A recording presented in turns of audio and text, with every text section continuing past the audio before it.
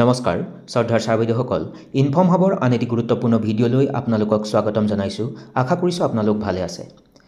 বিদ্যালয়ত সময়ে সময়ে অধ্যয়নৰত ছাত্ৰ-ছাত্ৰীসকলক বিভিন্ন ধৰণৰ স্বাস্থ্য পৰীক্ষা কৰোৱা হয়। ইয়াৰ উপৰিও ডিৱাৰ্মিং টেবলেট, IFA আদিৰ দৰে যিবিলাক টেবলেট, সেই টেবলেটবিলাক খোৱাৰ ব্যৱস্থা গ্ৰহণ কৰা হয়।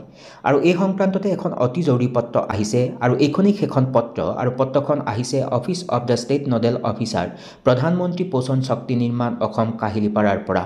আৰু এই পত্ৰখন প্ৰেৰণ কৰিছে অফিচাৰ অন স্পেচিয়েল ডিউটি সমগ্ৰ শিক্ষা তৰফৰ পৰা খনীন্দ্ৰ দাস ছাৰে।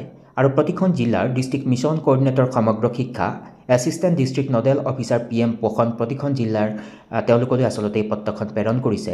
আৰু ছাবজেক্টত উল্লেখ কৰিছে অৰ্গেনাইজেশ্যন অফ NDD অৰ্থাৎ national deworming day 2024-25 on 10th February 2025 followed by mop up round up to 17 February 2025 অৰ্থাৎ 10 ফেব্ৰুৱাৰীত ডিৱাৰ্মিং ডে নেশ্যনেল ডিৱাৰ্মিং ডে অনুষ্ঠিত কৰিবলৈ বুলি কোৱা হৈছে আৰু মপ আপ যি ৰাউণ্ড সেই ৰাউণ্ড 17 ফেব্ৰুৱাৰীলৈকে চলি থাকিব বুলি ছাবজেক্টত উল্লেখ কৰিছে। তাৰ পৰৱৰ্তী এই অংশখিনিত উল্লেখ কৰি লিখিছে আপোনালোকক জনোৱা যায় যে শিশু আৰু কিশোৰীক মৌখিকভাৱে চুবাই খাব পৰা এলবেণ্ডাজল টেবলেট প্ৰদান কৰি কৃমিৰ আক্ৰমণৰ বিৰুদ্ধে যুঁজিবলৈ বছৰীয়াকৈ ৰাষ্ট্ৰীয় কৃমিনাশক দিৱস অনুষ্ঠিত কৰা হয়।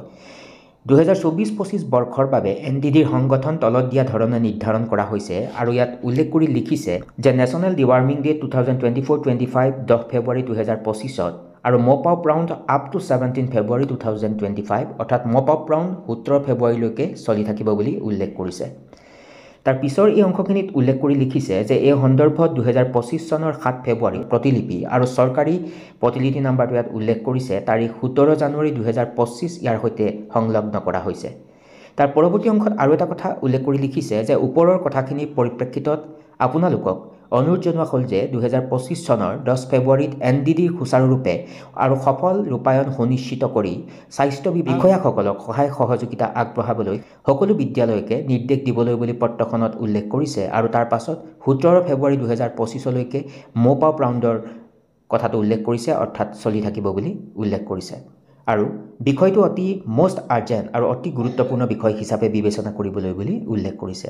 বিষয়টো এইটোৱেই যে 10 ফেব্ৰুৱাৰীত নেশ্যনেল ডিৱাৰ্মিং ডে অনুষ্ঠিত হ'ব আৰু ইয়াৰ মপ আপ যি ৰাউণ্ড বিদ্যালয়সমূহত 17 ফেব্ৰুৱাৰীলৈকে চলি থাকিব আৰু বিদ্যালয়ত যাৱতীয় কাৰ্যব্যৱস্থা ল'বলৈ বুলি এই পত্ৰখনৰ জৰিয়তে আচলতে কৈছে। যদিও পত্ৰখন জিলা মিছন সমন্বয়কলৈকে আহিছে তথাপিও এই কাম আচলতে বিদ্যালয় পৰ্যায়ত যিহেতু কৰিব লাগিব, গতিকে অনাগত দিনত বিদ্যালয়ে এই ক্ষেত্ৰত কাৰ্যব্যৱস্থা হয়তো গ্ৰহণ কৰাৰ প্ৰয়োজন থাকিব।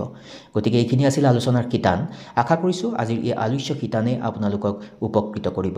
সকলো ভালে থাকিব। নমস্কাৰ, টেক কেয়াৰ।